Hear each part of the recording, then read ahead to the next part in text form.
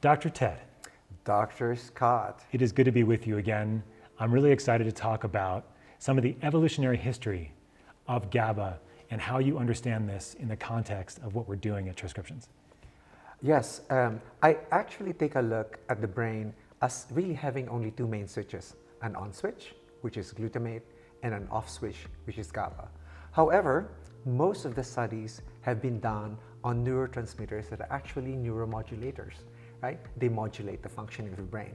And these are what I call the superstar neurotransmitters, like dopamine. You've heard about things like a dopamine fast, and then there's serotonin, which has been implicated in depression, right? So you hear about this, opiate receptors and really cannabinoid receptors, right? Endocannabinoid system, They all perform some role, but most of them really do some neuromodulatory function. But really, when you take a look at on and off switches, are really only two. It's like either you turn one on or turn one off. And so when you look at that, you begin to think, why is no one addressing, the off function of the brain, especially that we have built a hyperstimulative world that people cannot sleep because they have racing thoughts, people are regretful of the past, or they are worrying about the future, or even at the current moment they are not enjoying the current moment for what it is because they're thinking about something else, right? Like, for example, I know people who will say, they're walking and we're walking together in the park and they say, I wish I were in X other place. It's like, why not enjoy this moment now, right?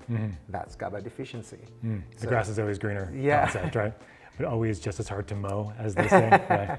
Yeah. So looking at that and understanding that we just have two primary switches, an on switch and off switch. When you're looking at the GABA receptor and looking at the whole GABA synthesis pathway, what kind of spurred you on to create products that did something very different than most other products on the market, as far as I'm aware? Yes, one of the principles that I follow when I formulate our products is what I call receptor equivalence, right? I look at what the drugs out there are doing and say, are there any medicinal plants that are actually doing this naturally? And so when I study the receptor further, you could see that most of the drugs and the supplements out there, they only address one of the two parts of the GABA receptor. We're talking about here about the GABA-A receptor, right? Not the GABA-B receptor. Sure. So in the GABA-A receptor, you have the receptor for GABA itself, which, and GABA is what's called the endogenous ligand. It's the one that's produced by the body to bind it. And then there's the positive allosteric modulators, right? Which actually help in the intensifying the effect of GABA itself. So, for example, we know that alcohol is a positive allosteric modulator, right? There are also some neurosteroids like progesterone, barbiturates, Quaaludes. Yes, Quaaludes, benzodiazepines. So you could see that those are all positive allosteric modulators. But what has been emphasized is that these things don't work really without GABA, right? And so, that's why one of the reasons, reasons for tolerance, which is not usually placed as a reason for tolerance, is because you are depleting your GABA levels. So you take more and more of these positive allosteric modulators for them to exert their effect. So the way I started formulating this was, why not attack both, right? Why not give a ligand to the GABA and give a positive allosteric modulator.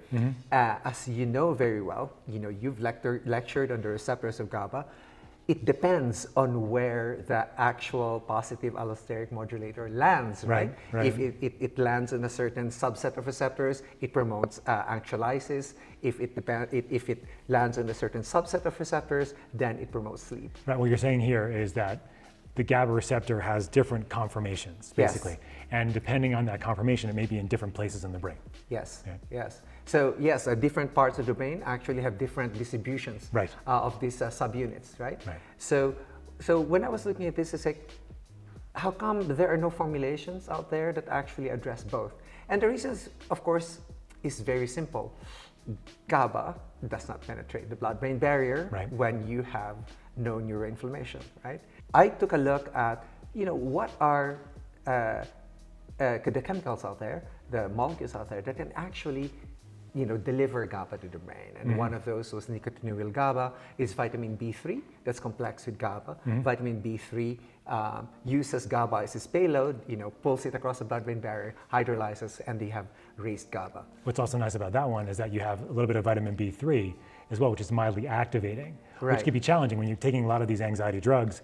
You feel like you're dead and you feel like you're depressed just from taking the drugs and tired. But the B3 has a different effect, right? It's actually very interesting. If you use nicotinyl GABA alone, it has, it's dose dependent up to a point. Afterwards, it will have a paradoxic effect. It's because vitamin B has a brightening effect on the brain. Right, so you just have to take the right doses. Why our formulations are actually can be quartered so that you could actually titrate your doses. Right. So that's one, and the other one is what we call orthosteric ligand, which is like GABA, acts on the receptor like GABA, but it's not GABA itself, right?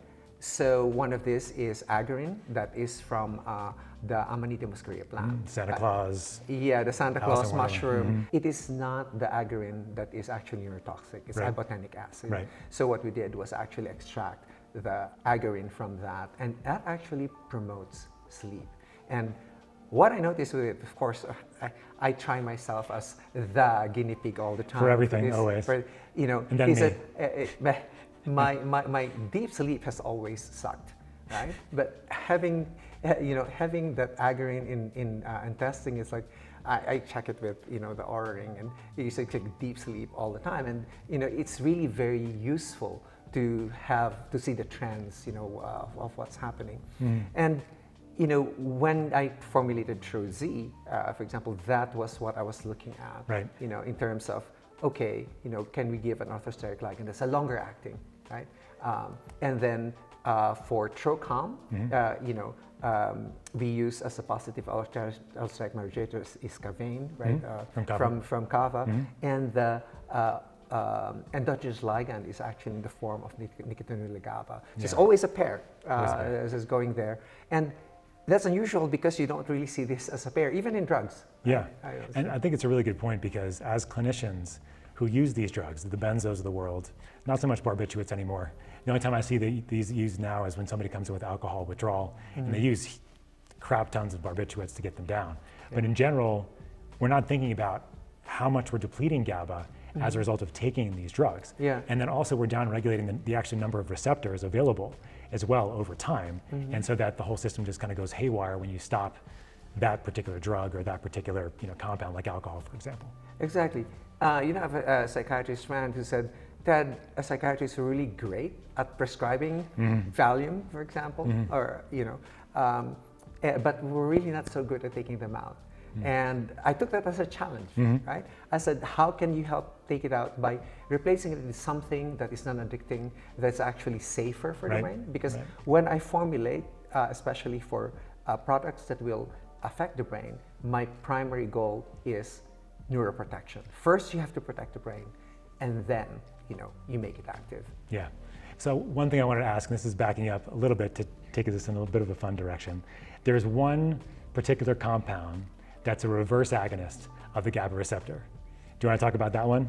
No, you talk about that one because you have a lot of fun with that one. Well, that's okay. So that's harmaline. Okay, so harmaline, as part of the ayahuasca ceremonies, harmaline is the part that actually it inhibits the GABA receptor, so it blocks the GABA receptor, so it increases excitability. This is typically why people don't fall asleep during the centers. Of course, it's working on other, and then you have the other aspect of the ceremony that's working on the monoamine oxidase side, along with the DMT itself. Yes, I have tried harmaline myself. Yes. Because I'm experimenting. You've made us try it. and what's interesting It's not illegal, by the way. It's not illegal. But what's interesting about harmaline really is that it is a reversible inhibitor of monoamine oxidase A. Right? So it's actually very safe, because as soon as something binds, it unbinds from the receptors, and that's what you want with a reversible inhibitor of MIA. And with that, actually, you can raise a lot of your neurotransmitter levels, right? As long as they're monoamines. Right.